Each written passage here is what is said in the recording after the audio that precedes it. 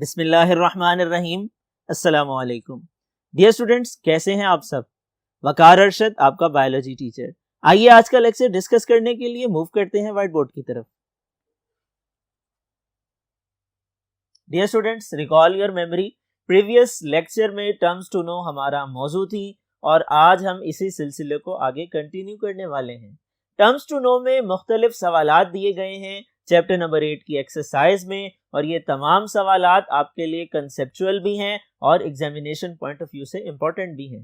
Dear students, terms to know के सिलसिले को आगे बढ़ाते हुए आज हम शुरू करेंगे क्वेश्चन नंबर 19 से, और क्वेश्चन नंबर 19 रिलेटेड है फर्टिलाइजर से।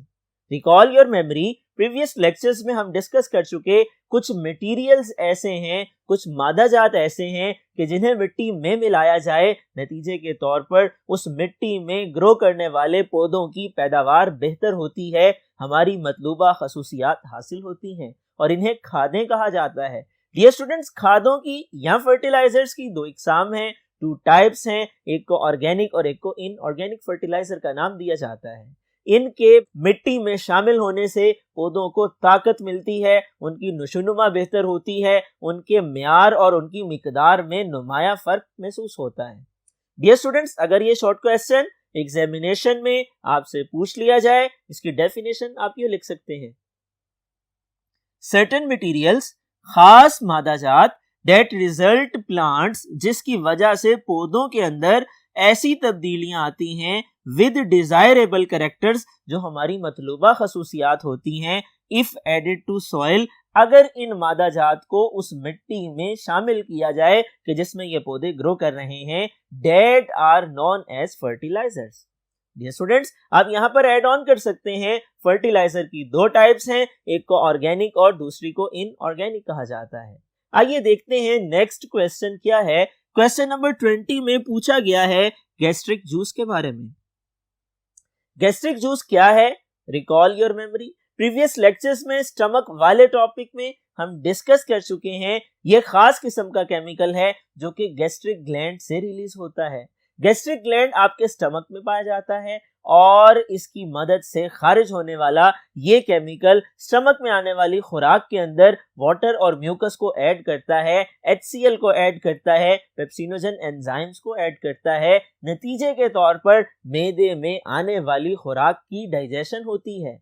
मेदे की दीवारें सिकुड़ती और फैलती हैं, इस अमल को चर्निंग कहा जाता है, और इसके साथ साथ इन केमिकल्स के मिलने के बाद ये फूड सोप लाइक मिक्सचर में तब्दील हो जाती है, जिसे काइम का नाम दिया जाता है। डियर स्टूडेंट्स, अगर ये सवाल आपके इम्तिहानात में पूछ लिया जाए, शॉर्ट क्वेश्चन की फॉर्म में आपके एग्जामिनेशन का पार्ट बन जाए, तो आप इसका जवाब यूं लिख सकते हैं।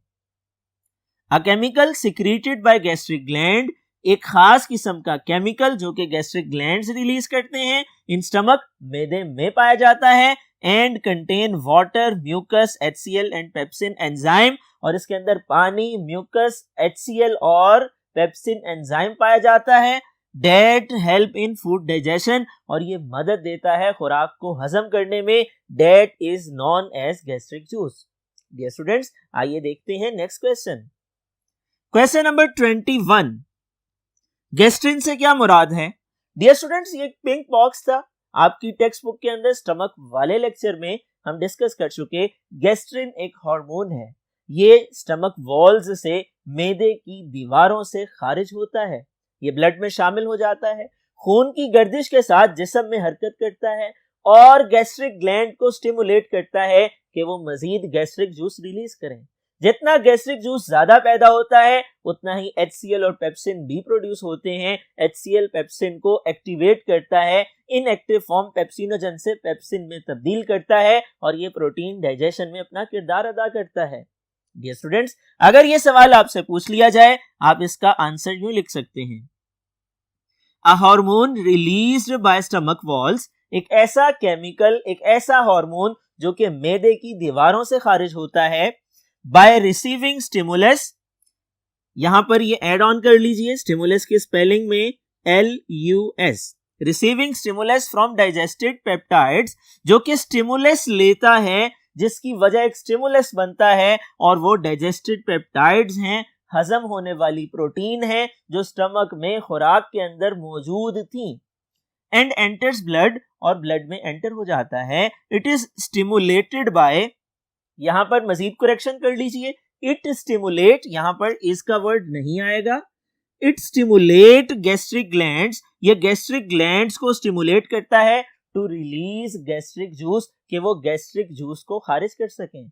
ये शॉर्ट क्वेश्चन का आंसर है। अगर आप इसको तैयार कर लेते हैं, आपसे गैस्ट्रिन के बारे में पूछा जाता है और ये सवाल का जवाब आप एज इट इज लिख देते हैं, तो आप इम्तिहानात में पूरे मार्क्स हासिल कर सकते हैं। डियर स्टूडेंट्स, आइए डिस्कस करते हैं फर्दर टर्म्स को और उनके करेक्ट आंसर्स को।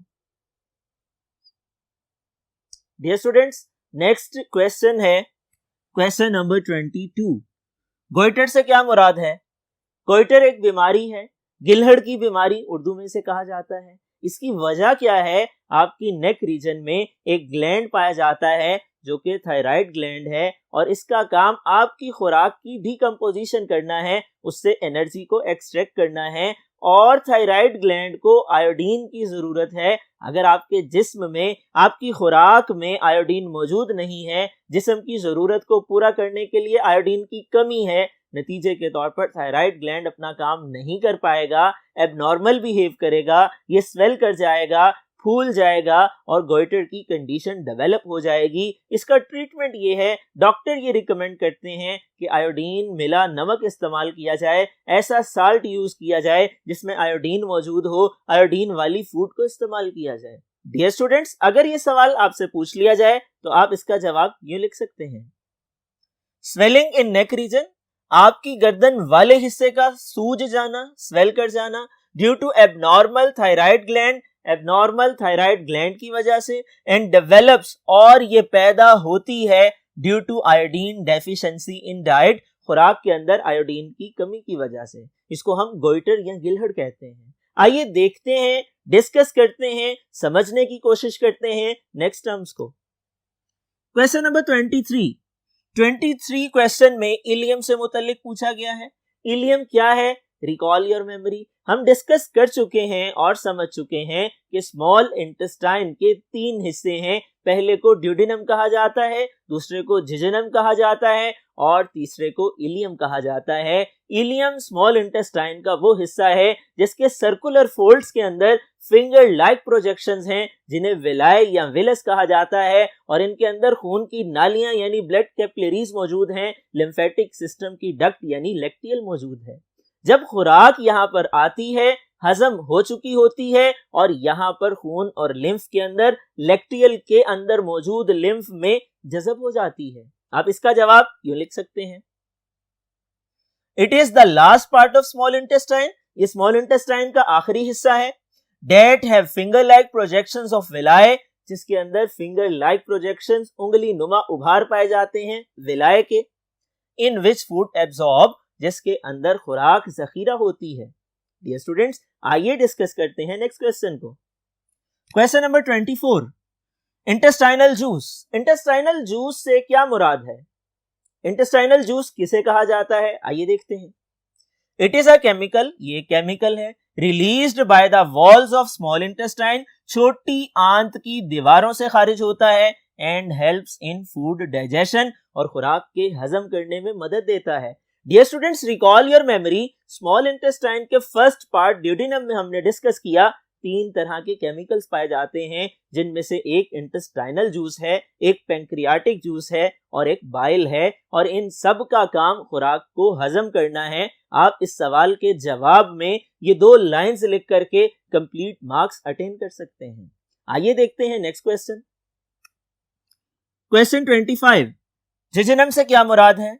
डियर स्टूडेंट्स, ये सेम उसी लेक्चर में हमने डिस्कस किया जब हमने स्मॉल इंटेस्टाइन को समझने की कोशिश की थी। वहां पे हमने ये समझा था कि ये स्मॉल इंटेस्टाइन का दरमियान वाला हिस्सा है। डियर स्टूडेंट्स, जिजेनम क्या है? ये स्मॉल इंटेस्टाइन का एक पार्ट है, ये दूसरा हिस्सा है स्मॉल इंटेस्टाइन का, और जब खुराक इसमें आती है, मजीद उसकी डाइजेशन का अमल होता है, उसके हजम होने का अमल होता है, और डाइजेशन के बाद खुराक जिस्म में जज़ब हो जाती है, इलियम के अंदर, वेलाय में मौजूद ब्लड कैपिलरीज में। डियर स्टूडेंट्स, इसका आंसर आप लिख सकते हैं, it is the second part of small intestine that helps in food digestion. ये स्मॉल इंटेस्टाइन का दूसरा हिस्सा जो कि खुराक को हजम करने में मदद देता है, ये जिजनम कहलाता है। आइए डिस्कस करते हैं नेक्स्ट क्वेश्चन को। क्वेश्चन नंबर 26, क्वाशियर कोड से क्या मुराद है? Recall your memory. Previous lectures में इस चैप्टर के आगाज में हमने माल न्यूट्रिशन को डिस्कस किया और माल न्यूट्रिशन की एक शक्ल प्रोटीन एनर्जी माल न्यूट्रिशन है, जिसमें प्रोटीन की कमी की वजह से इंसान में छोटी उम्र के बच्चों में खराबी पैदा होती है, स्केलेटल लाइक अपीयरेंस डेवलप होती है और उनका बॉडी फैट लूज हो जाता है। ये हम डिस्कस कर चुके हैं लेक्चर नंबर 10 में और इस सवाल का जवाब तैयार करने के लिए आप लोग रिव्यू कर सकते हैं लेक्चर नंबर 10। आइए डिस्कस करते हैं नेक्स्ट क्वेश्चन को। Question number 27, लेक्टियल। लेक्टियल से क्या मुराद है? स्मॉल इंटेस्टाइन के लास्ट पार्ट जिसको इलियम कहा जाता है। इलियम में सर्कुलर फोल्ड्स के अंदर फिंगर लाइक प्रोजेक्शंस हैं जिन्हें विलाय कहा जाता है। एक विलाय का सिंगुलर विलस कहलाता है और विलस के अंदर लिम्फेटिक सिस्टम की एक डक्ट पाई जाती है जिसे लेक्टियल कहा जाता है। इसके अंदर लिम्फ मौजूद होता है। इसका जवाब आप यूं लिख सकते हैं, each villus is surrounded by blood capillaries and a vessel that is called lacteal. Dear students, आप इसमें ऐड ऑन कर सकते हैं, एक्स्ट्रा फूड पार्टिकल्स लिम्फ में एब्जॉर्ब हो जाते हैं और बवक्ते जरूरत वो लिम्फ से निकल करके दोबारा ब्लड का हिस्सा बनते हैं और ब्लड मूवमेंट के साथ बॉडी के अंदर जहां जरूरत हो मुंतकिल किए जाते हैं। आइए डिस्कस करते हैं नेक्स्ट टर्म्स टू नो को। डियर स्टूडेंट्स, नेक्स्ट टर्म है 28। क्वेश्चन नंबर 28 में लेक्सेटिव से मुतल्लिक सवाल पूछा गया है। लेक्सेटिव किसे कहा जाता है? ये खास किस्म की अदवायात हैं, मेडिसिन्स हैं जो इस्तेमाल होती हैं, रिकमेंड की जाती हैं, डॉक्टर मशवरा देता है अगर कॉन्स्टिपेशन हो, कब्ज की कैफियत हो तो ये उससे रिलीफ देने में मददगार हैं। इनके बारे में आप मुख्तसरन यूं जवाब लिख सकते हैं, The medicines that are used to treat the disorder of constipation in human, वो दवाइयां जो इंसानों में कब्ज के मर्ज का इलाज करती हैं, that are called laxatives। आइए डिस्कस करते हैं next question. Question number 29, lipase से क्या मुराद है? डियर स्टूडेंट्स, लाइपेज एक एंजाइम का नाम है। नाम के एंड पर ASE का मतलब एंजाइम होता है। ये ऐसा एंजाइम है जो लिपिड पे असरअंदाज होता है, उसकी डाइजेशन करवाता है, उसको छोटे पीसेस में डिवाइड करता है। क्वेश्चन नंबर 30 लिवर से मुतल्लिक है और लिवर से रिलेटेड हम डिटेल डिस्कशन कर चुके चैप्टर नंबर 8 के लेक्चर नंबर 16 में। आप लिख सकते हैं, it is a largest gland in the body, it is multi-lobed, dark reddish colored, 1.5 kg weight and football size। Dear students, इसके बाद नेक्स्ट क्वेश्चन, क्वेश्चन नंबर 31 है, माल न्यूट्रिशन से क्या मुराद है? माल न्यूट्रिशन से मुराद ग़िज़ाइयत की खराबी और उससे मुतल्लिका मसाइल हैं। वो तमाम मसाइल जो ग़िज़ाइयत की कमी या ज्यादती से पैदा होते हैं, माल न्यूट्रिशन के तौर पर कंसीडर किए जाते हैं। इसमें PEM यानी प्रोटीन एनर्जी माल न्यूट्रिशन भी शामिल है, MDD मिनरल डेफिशिएंसी डिजीजेस भी शामिल हैं और OIN यानी ओवर इनटेक ऑफ न्यूट्रिएंट्स भी शामिल हैं। डियर स्टूडेंट्स, मुख्तलिफ खराबियां और मसाइल जन्म लेते हैं, सेहत दाव पर लग जाती है और जिंदगी के लिए बाज औकात ये जानलेवा भी बन जाते हैं अगर हम ग़िज़ाइयत के मसाइल को लंबे अरसे तक हल नहीं कर पाते हैं। ये सवाल अगर आपसे शॉर्ट क्वेश्चन की फॉर्म में पूछा जाए तो इसकी डेफिनेशन को तैयार करने के लिए आप लोग रिव्यू कर सकते हैं लेक्चर नंबर 10। आइए डिस्कस करते हैं next question. Question 32, marasmus. Marasmus से क्या मुराद है? It is an example of protein energy mall nutrition.